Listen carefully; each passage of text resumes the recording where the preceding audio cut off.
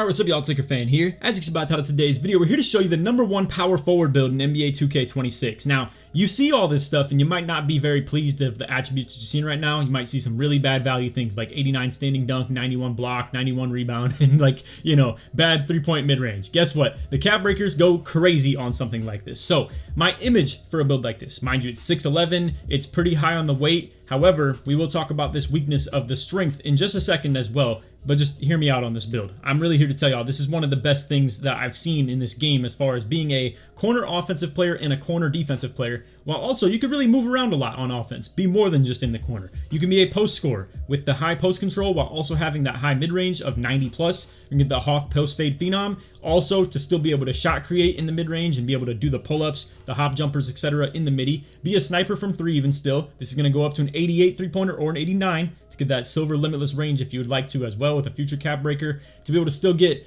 gold rise up while also having the big man contact dunks, driving contact dunks with 87 dunk paired with high vertical. The high vertical, in tandem with the fact that we get the block cap breakered up to 93, is going to be gold paint patroller, Hall of Fame high flying denier, and then to still have bronze challenger, bronze interceptor, the interior D paired with that to be able to get the paint patrol in the first place. You could be flexible with your cap breakers on a build like this. You could go +1 rebound to be able to get to 92 and get the gold rebound chaser, or you could go +5 all the way once you eventually get something like that and be able to get Hall of Fame rebound chaser with 96 naturally. Now, that's not even scraping the surface of this build, fellas. I'm here to tell y'all right now, this really is crazy if you're someone that doesn't need to be the screen setter of your team's offense. You can truly be a bit more of an off-ball player, tall shooter, while still being a great rebounder, swing defender, whether that's playing in the bottom of a 2-3 or also to be guarding the corner in a more comp pro-am style and be a rotate defender. And you still even have a bag offensively. You have pro sigs, you have bronze handles for days, you have Giannis dribble style.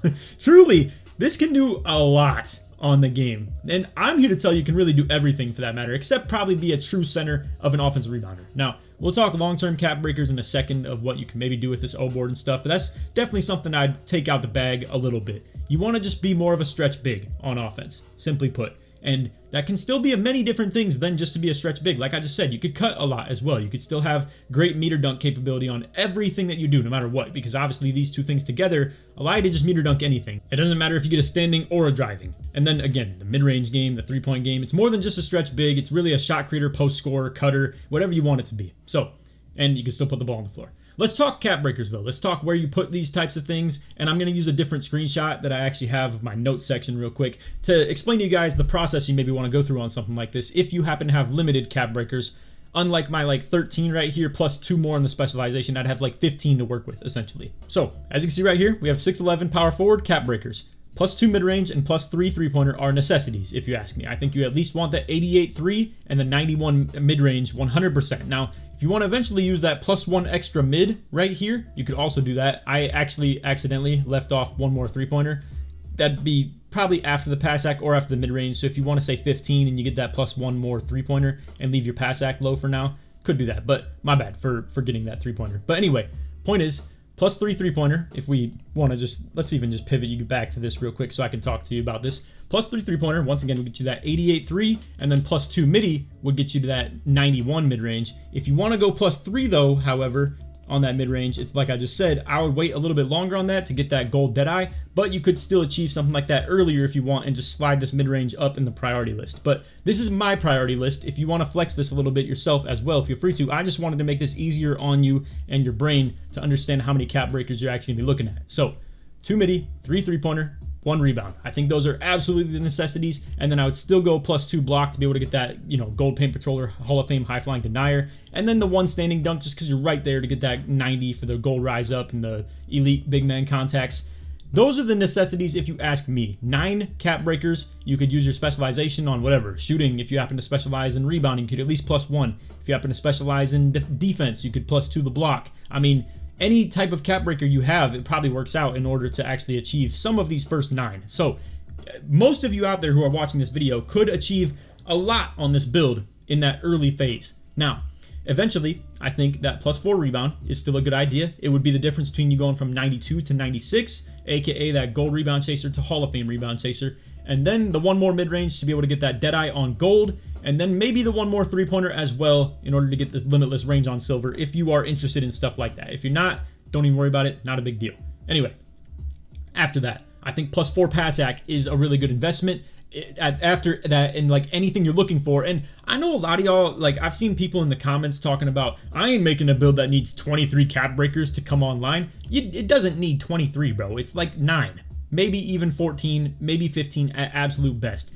Point is, I'm trying to give you things that you can actually look for in terms of what you would spend those cap breakers on to show you that this is truly an evergreen build. It could be a day 1 build, maybe not day 1, more like day like 10 or something like that, because obviously you need your base amount of cap breakers, because you don't want to work it with like the 71 3-pointer and the 85 mid-range. We want to buff those up to the 88 and 91.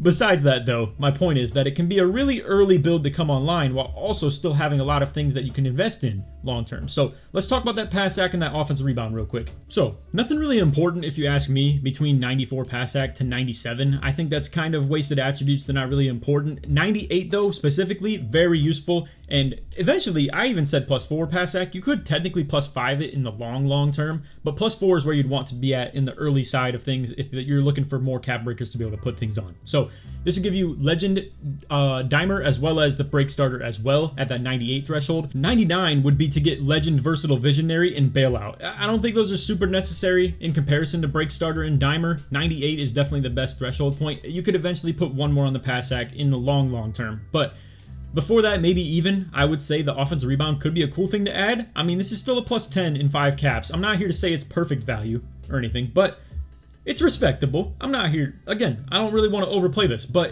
of anything else that's left on the build, I still think this would be a decent thing to +5. I mean, the difference between 66 to 76 OBOR could be pretty nice. Now, I wanted to put more offensive rebound on a build like this. I obviously would perfectly believe it'd be great to make a build like this and just have 20 more offensive rebound, and you could be truly a center and a power forward if you wanted to be. Thing is, I think this is well optimized as the power forward. You'd be losing out on a lot of other things on the build, and I think truly if you are cool with playing that power forward role, stretch big, post scorer, you don't need the offensive rebound super high. You're going to be operating on the perimeter a lot, and like, obviously you benefit. It's more of like a Kevin Love style, if you get what I'm saying. You're gonna be defensive rebound crashing, throwing crazy outlets, and you're a stretch big post scorer. Truly, it's like a souped up Kevin Love that is like truly in its prime. And I mean, I don't know what more to say than that, because obviously it's still got even more block than a guy like him would even have, and it's got way more dunk than a guy like him would even have. So I don't know. I mean, it's a comparison that I like to draw because obviously the outlet throwing is going to be ridiculous on this, as well as still having that post stretch capability. But truly, I don't know how you can do any better than this, if you ask me. Now, if you all want to try and actually like mess with this a little bit and see if you can get these mid-range and 3-pointers to be in the perfect spot in order to not have this final +1, you could try. I will say though, all things considered, I already tried to do something like it myself and couldn't really figure out how to. Me, Tonic, Dre, everybody that I play with was trying to like kind of group lab this a little bit toward the end. And what I really came to the conclusion of is it really the end of the world if you spend a +1 on a 91 mid-range going to 92? You would never scoff at that on really any other build. It's just that it happens to have 2 caps that are going +3 right before it, so it looks ugly. You think like, oh, I shouldn't do this, but again, point is, I still think that's not bad cap breaker value at all to go from 91 midi to 92, or to go from 88 3-pointer to 89. We do the same thing on these types of attributes, like +1 on the 89 dunk, +2 on the 91 block, +1 or +4 on the, or +5 I should say, on the 91 rebound. Point is, I think that's still decent value to get these +1s at the end. Alright, so just a few more things that I want to go over before we end the video is position. So you can make this a power forward, like I said, but also alternatively, if you're someone that's setting this up as an organized Pro-Am team and you, let's say for instance, want to do the same thing as what I'm doing on my Pro-Am team where we run 2 of these, one on one corner, the other on the other corner, and same thing applies to defense. They just play both corners on D, both corners on O. You're going to want them to not be interchanging icons. It's going to be a little ugly if they both make power forward. So what you can do is make it a center. You can go center 6'11", 259 on the weight, and then 7-foot wingspan. You can still make it at center. Obviously, you can't make it a small forward. You can't be a 6'11" small forward. It's just how it is. Now, also, I don't think I really stressed this enough, the whole lack of strength not mattering that much on this. To be fair, I tried recording it before, and I ended up doing a second take here, so I'm not really sure which one I put it in. But let me just explain this in case I haven't already. The lack of strength is ridiculously undervalued in this game. Like, truly, to cut this off of your build entirely saves so much, and it's not a detriment to your gameplay at all. It's honestly ridiculous, and I don't believe that it should be like this at all. But if you're not someone who sets screens, you do not need strength. It's really an unfortunate thing. I mean, I'm seeing, in case you didn't see yesterday's video, Bonnie, who's making a 6'8" shooting guard that is meant to guard other teams' centers. Like, let me put y'all onto this real quick, and we're gonna see a build that's very similar to this one in tomorrow's gameplay as well. I wanted to delay that one because I'm gonna be able to actually show you both these builds, whether it was yesterday's video for that 6'8" or this 6'11" in that Pro-Am gameplay. Or better example of what I'm trying to say is actually the Proving Grounds gameplay. Now, as you can see, we got Waff on brand new build. It's gonna be very similar to what you're seeing right here. I think he might have gone a little bit more strength, like the 72-ish range or something like that. But Bonnie, for instance, on his shooting guard build that's meant to play guarding the other team's center, it's ridiculous. It really is a crazy concept. We only have done it one other time in 2K, and it was in 24, where he was on his, we coined it literally the Bonnie build, where it truly was a 6'7" power forward that was able to guard other team centers. And the same thing applies in this one. As you can see, we're playing the top ranked Proving Grounds team. We're playing the number 2, the number 3, and the number 4 players. This is like easily the most aura there is combined when it comes to that top 5 capability on one team. There's only one other guy that's toward the top, and obviously he's not playing with the number 2, 3, or 4. So these are truly like this is the top Pro-Am team in the Proving Grounds. So what we're playing against in this gameplay, as you can see, like a 99.3 guard, but more importantly is, as you can see, a center that has 95 strength, 93 block, 99 offensive rebound, and 95 standing dunk. Truly the big hoss of all hosses, bro. Like, I'm talking a 7'1", 258 that has these types of attributes. Truly, this is what you'd think would dominate the game on rebounds, on just completely moving people out the way, not being able to compete at all. He's even rebounding specialized, as you can see. I see his little armbands right here. I see that myself.